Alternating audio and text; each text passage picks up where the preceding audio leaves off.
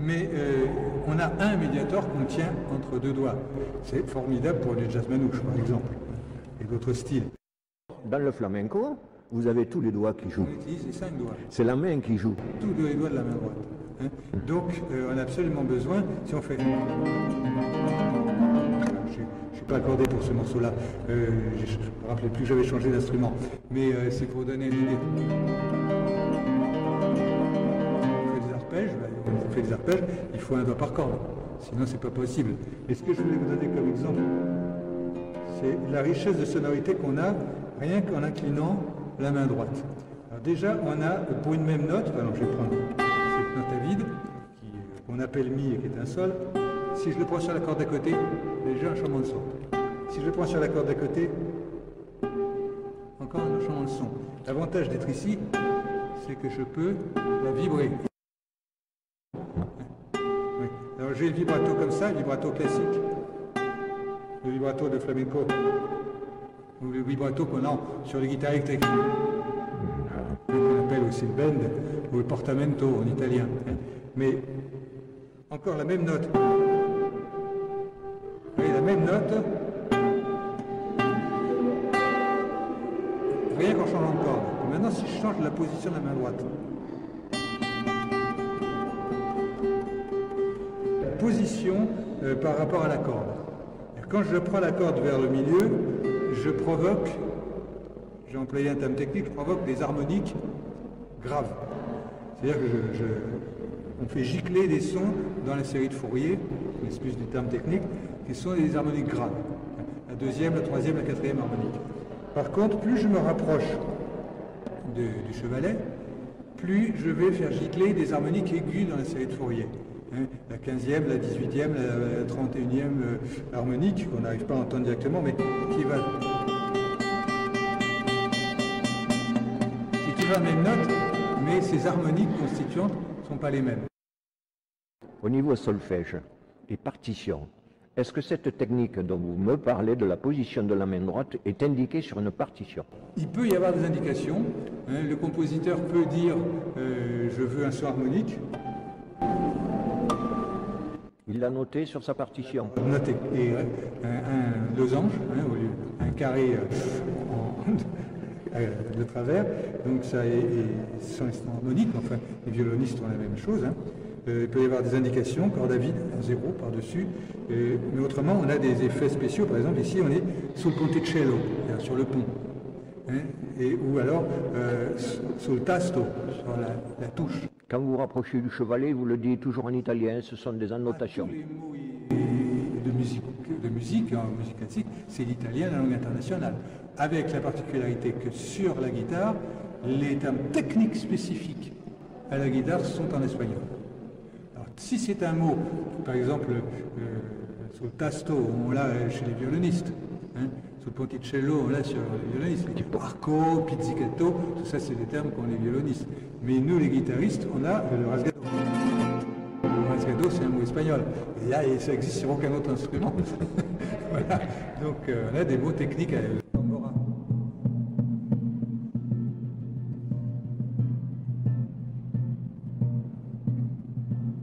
Voilà. Puis toutes les types de percussions. Tout ça fait l'objet d'annotation du compositeur. Voilà, du compositeur. Est-ce que je pourrais avoir un avant-goût d'une pièce non protégée? Quelques secondes. Oui, je vous ai déjà joué les...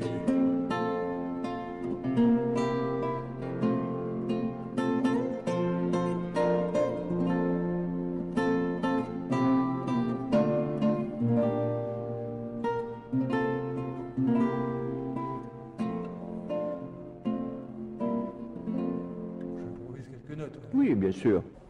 Qui est assez proche du requinto, sauf qu'elle est beaucoup plus grave.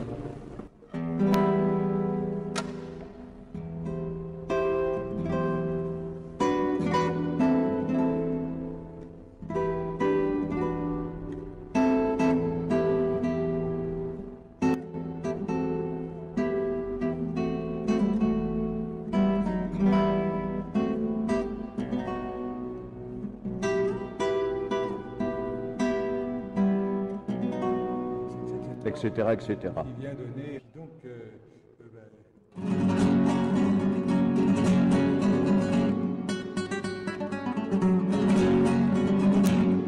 Bon, là, c'est le pur... traditionnel. Mais je vous dis, le flamenco, il a une particularité, c'est que un seul accord, c'est typé à un point, c'est inimaginable. C'est comme certains instruments, je pense au doudouk, ce hautbois typique arménien, qui a une nostalgie extraordinaire, mais une note, une seule note, il y avait déjà les frissons, les cheveux qui se dressent sur la tête. C'est extraordinairement évocateur. Vous êtes en Arménie tout de suite. Hein. Et je vous disais de la flamenca, ça. Je voulais vous montrer quelque chose de typiquement asiatique, c'est ça.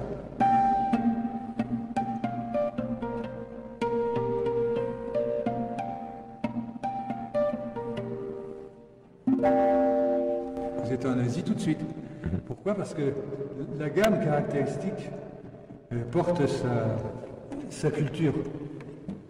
Et prenons un exemple là, sur la flamenca, une gamme arabo-andalouse, une gamme européenne, une gamme majeure, c'est ça.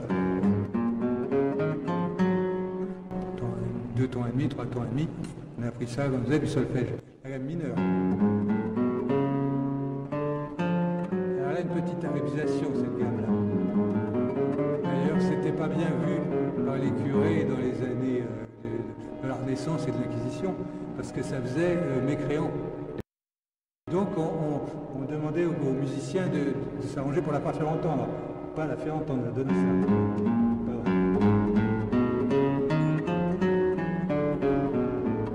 Pas la même gamme à l'aller et à la descente. Vous estompez. Voilà, hein, on estompait la seconde augmentée, mais voilà une gamme arabo-andalouse.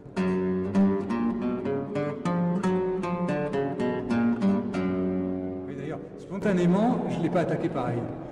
Je ne l'ai pas fait exprès, hein, je m'en rends compte là en parlant, mais au lieu de la...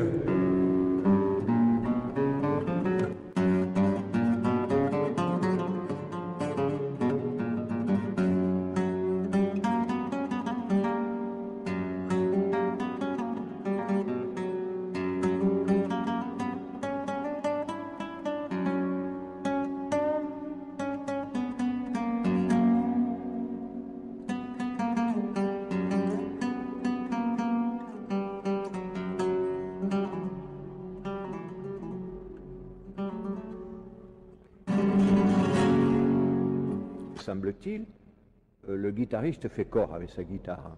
C'est une extension de nous. Est-ce que vous ressentez la même chose en disant c'est l'homme qui caresse le corps de sa guitare? Mon maître Alexandre Lagoya disait la guitare, c'est l'instrument le plus féminin qui soit. Parce que déjà, ses formes évoquent quand même le corps féminin. Hein. Ensuite, on la prend contre son cœur, sur ses genoux, et de toute manière, c'est toujours elle qui aura le dernier mot. Tout à fait. Alors justement, là, c'est ma maîtresse d'esprit. Est-ce que vous chérissez, si vous voulez, votre maîtresse? C'est-à-dire que selon les instruments, on a des durées de vie différentes. J'ai discuté avec le oboïste qui est venu jouer ici le 18 juillet. Lui, il a un instrument qui est complètement ravagé par l'humidité. Au bois, ça dure quelques années. Donc, ils n'ont pas le temps de s'attacher au bois. Parce que de toute manière, au bout de quelques années, il faudra qu'ils en changent. Dans une vie, ils auront 8, 10, 12, 15 instruments. Et puis, de toute manière, après, soit on le met au mur en souvenir, soit il va au recyclage. Mais on ne peut plus rien en faire. Alors qu'un Stradivarius, c'est un instrument qui va vieillir. Et qui va vieillir des siècles. C'est-à-dire qu'il va dépasser l'âge de son propriétaire ou de son luthier. Les guitares ne vont pas vieillir autant que les violons, parce qu'on a le tirage qui est sur la table d'harmonie. Les violonistes, ils ont le cordier qui est ici, et le tirage ne tire pas sur la table d'harmonie. Nous, on a, sur une guitare comme ça, on a à peu près 55 kg de tirage, et là, on atteint les 70, avec la corde supplémentaire, qui tire 24 heures sur 24, 12 mois sur 12, sur la table d'harmonie. Alors, pour répondre quand même à votre question, oui, on s'attache à nos instruments, évidemment. Celle-ci, elle est de 1973. C'est-à-dire que, vous voyez, ça fait 46 ans que je joue dessus. Elle vieillit bien, disons. Elle vieillit bien, mais elle est déjà passée 2 fois chez le luthier. Alors, il y a des collages internes à faire. Non, elle n'a pas bougé. Lui, il a bougé. Il a fallu refaire des filetages. Mais elle a eu besoin d'un revernissage. Et puis, le manche avait commencé à bouger un peu. Donc, à ce moment-là, ce qu'on fait, c'est qu'on enlève les barrettes et on retravaille le manche pour qu'il soit à nouveau rectiligne, et on remet des barrettes neuves. Maintenant, vous avez le palissandre d'Oriot, IBCA des Vosges, pour la table d'harmonie. L'ébène, c'est un bois qui résiste bien au coup, c'est-à-dire, même s'il lui donne sans arrêt des coups, il ne va pas se creuser, énormément. Par contre, il peut plier. Donc, l'ébène peut très bien pour la plaque de touche, mais il ne résisterait pas au tirage. Par contre, le cèdre des Libans, qui lui risquerait de se creuser avec des coups d'ongle, lui par contre, il ne bouge pas d'un poil. Donc l'association